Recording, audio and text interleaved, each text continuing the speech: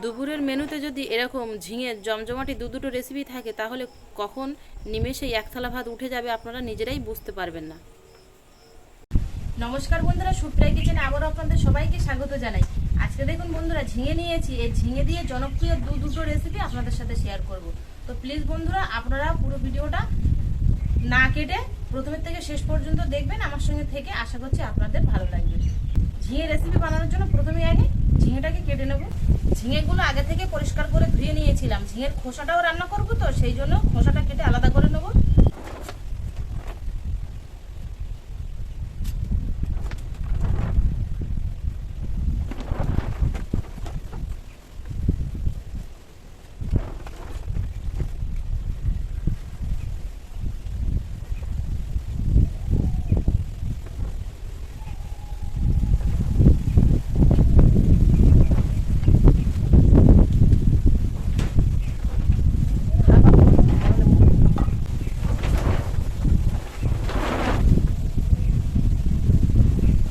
লম্বা লম্বা করে কেটে নেব, তবে আপনারা কিন্তু আপনাদের পছন্দ মতো সাইজ করে কেটে নিতে পারেন।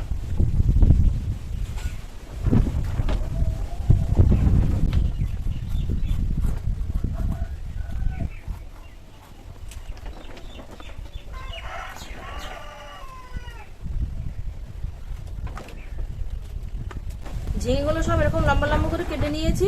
এবার এর মধ্যে 3টে আলু লম্বা লম্বা করে কেটে নেব। খোসাগুলো দেখুন ঠিক এরকমই একটু লম্বা লম্বা করে রেখেছি। চিংড়ি মাছ দিয়ে ঝিঙে পোস্তটা রান্না করব, তার জন্য দেখুন এখানে চিংড়ি মাছ নিয়েছি। এখানে চাবড়া চিংড়ি নিয়েছি আমি, বেশ একটু বড় বড় সাইজের। তো আপনারা যে কোনো চিংড়ি নিতে পারেন। সবসময় যে বড় চিংড়ি দিয়ে রান্না করতে হবে এরকম কোনো কথা নেই। ছোট চিংড়ি বা বড় গলদা চিংড়ি তা দিয়েও রান্না করতে পারেন। চিংড়ি মাছটা পরিষ্কার করে কেটে ধুয়ে নিয়েছি। দেখুন মাথায় যে কালো খাদ্য থলিটা থাকে সেটা ফেলে দিয়েছি, আর পিঠে যে কালো শীটটা থাকে সেটাও কিন্তু ফেলে এই যে কেটে নিয়েছি পরিষ্কার করে। রান্নার জন্য উনুন ধরিয়ে কড়া বসিয়ে দেবো। চিংড়ি মাছটাই প্রথমে ভেজে নেবো। তো এর মধ্যে লবণ আর হলুদ মিশিয়ে নেবো। দিয়ে দেবো লবণ, হলুদ গুঁড়ো। এখানে আমি প্রায় 150 গ্রাম চিংড়ি মাছ নিয়েছি, তবে আপনারা কিন্তু এর থেকে কম বেশিও দিতে পারেন। গরম কড়ায় সরষের তেল দিয়ে দেবো মাছটা ভাজার জন্য। চিংড়ি মাছগুলো দিয়ে দেবো।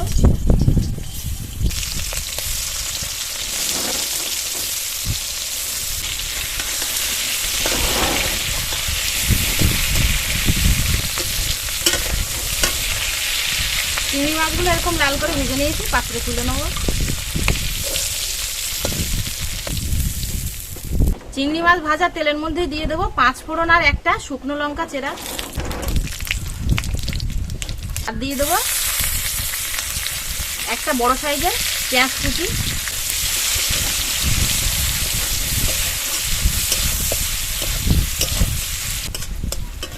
পেঁয়াজটা ভাজা হয়ে হালকা একটু এরকম লাল মতো হয়ে আসলেই এর মধ্যে আলুগুলো আগে দিয়ে দেবো। আলুগুলোই প্রথমে দিয়ে 30 থেকে 40 সেকেন্ড মতো একটু ভেজে নেব। আলুটা 30 থেকে 40 সেকেন্ড মতো ভেজে নিয়েছি, বেশ হালকা একটু কালার চলে এসছে আলুর মধ্যে। এবার এর মধ্যে কেটে রাখা ঝিঙেগুলো দিয়ে দেবো। ঝিঙেগুলো দিয়ে কিন্তু এক্ষুনি লবণ হলুদ দেবো না, একটু হাই আঁচে খানিকক্ষণ ভেজে নেব। লবণ আর হলুদ দিলেই কিন্তু এক্ষুনি এর মধ্যে জল বেরিয়ে যাবে আর ঝিঙেটা ভাজা যাবে না। ঝিঙেটা দিয়ে আবারও 30 থেকে 40 সেকেন্ড ভেজে নিয়েছি। এখনো কিন্তু ঝিঙের থেকে দেখুন জল বেরোয়নি, আর ঝিঙের গায়ে বেশ হালকা একটু এরকম লাল লাল আঁচে আঁচে দাগ পড়েছে। এবার এর মধ্যে লবণ, হলুদ গুঁড়ো আর দিয়ে দেবো লাল লঙ্কার গুঁড়ো, 1 চামচ কাঁচা লঙ্কা বাটা।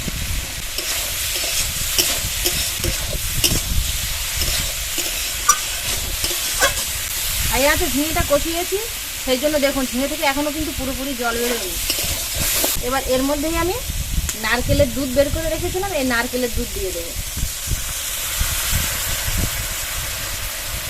ঝিঙেটাই কিন্তু পুরোপুরি বেশ অনেকটা সময় নিয়ে কষিয়ে নিয়েছি।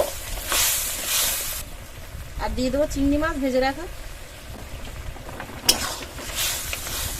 ঝোলটা কিন্তু ফুটেই উঠেছে, আর ঝিঙে থেকে কিন্তু জল দেওয়ার পরে দেখুন আর একটু জল বেরিয়েছে। এবার এর মধ্যে এখানে আমি 2 চামচ সর্ষে, 2 চামচ পোস্ত আর 1 চামচ জিরে বেটে রেখেছিলাম, এই বাটা মশলাটা দিয়ে দেবো।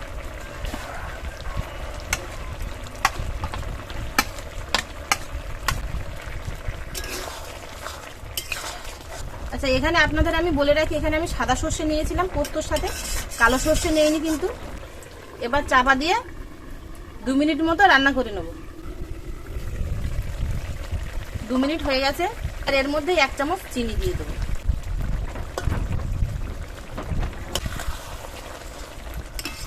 সর্ষে পোস্ত আর জিরে বাটাটা দিয়ে কিন্তু আবারও মিনিট খানিক মতো একটু ফুটিয়ে নিয়েছি। আর ঝোলটা দেখুন ঠিক এরকম গায়ে গায়ে চলে এসছে। হালকা একটু রসা রসা না থাকলে ভাত দিয়ে আবার খাওয়া যাবে না, তবে এটা কিন্তু ভাত রুটি সবকিছুর সাথেই খাওয়া যাবে। রান্নাটা হয়ে গেছে, এবার নামিয়ে নেবো।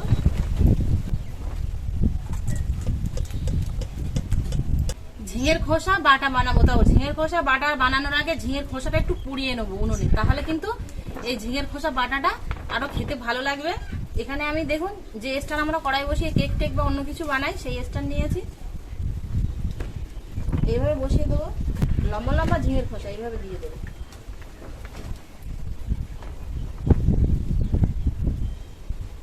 এই জন্য কিন্তু আমি ঝিঙের খোসাগুলো লম্বা লম্বা করে কেটেছি, যাতে আমার পোড়াতে সুবিধা হয়।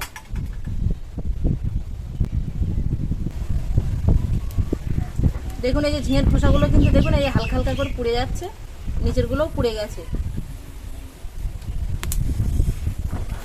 এর থেকে আর বেশি পোড়াবো না, তাহলে নিচে যেগুলো আছে সেগুলো কিন্তু আরো একদম পুড়ে যাবে। ওপর দিয়ে তুলে নেবো। এবার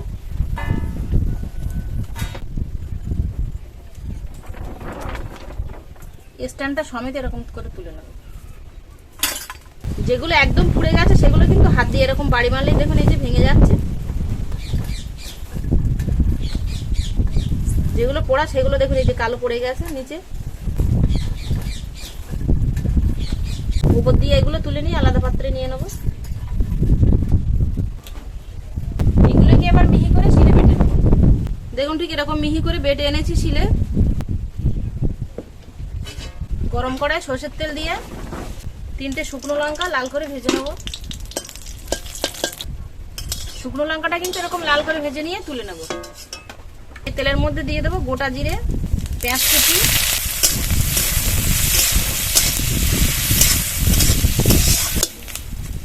পেঁয়াজটা হালকা এরকম লাল করে ভেজে নিয়েছি। এবার এর মধ্যে বেটে রাখা ঝিঙের খোসাটা দিয়ে দেবো।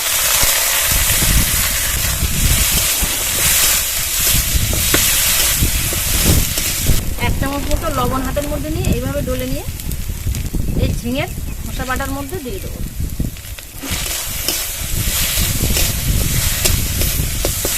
এর মধ্যে দিয়ে দেবো 1/2 চামচ পরিমাণ চিনি।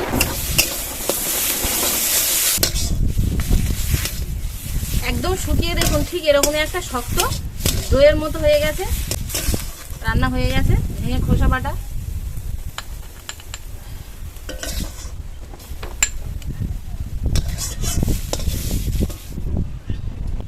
দুটো রান্নাই কিন্তু আমার রেডি হয়ে গেছে। ঝিঙের খোসা বাটা আর সাথে নিয়েছি দেখুন ঝিঙে পোস্ত, ভাতের সাথে একেবারে এইভাবে নিয়ে নিয়েছি।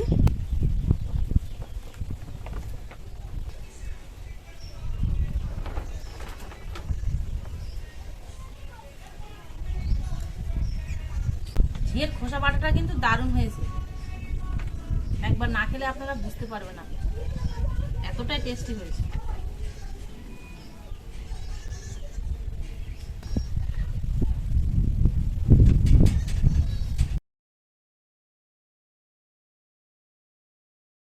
চিংড়ি মাছ দিয়ে ঝিঙে পোস্তটা সত্যি বন্ধুরা দারুণ হয়েছে।